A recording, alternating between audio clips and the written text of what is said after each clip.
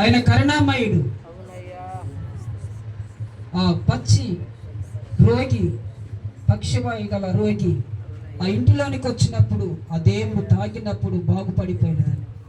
నీవు కూడా ఇక్కడికి వచ్చి ఏ బాధని అనుభవిస్తున్నావో నీ విశ్వాసాన్ని బట్టి ఎక్కడ నీకు ఏ బాధ ఉందో అక్కడ నువ్వు చేయి పెట్టుకో. సంపూర్ణంగా దేవుడి సన్నిధిలో నీ బ్రతుకు దినములని క్షేమంగా ఉండాలి, నా బిడ్డలను మనవరాలను మీరు చూడాలి అనుకుంటే నీకు ఎక్కడ బాధ ఉందో ఈ రోజు నుంచి నా దేవుడు గొప్పవాడు, ఆయన చేసే మేలు మంచి దేవుడు అని నువ్వు అనుకుంటే, ఈ మాటలు ఈ శబ్దం నీకు వినపడుతున్నాయి అనుకుంటే, ఈ రోజు ప్రభు వైపు నువ్వు తిరిగినట్టయితే సంపూర్ణమైన ఆరోగ్యం నీకు దేవుడు ఇవ్వబోతున్నాడు.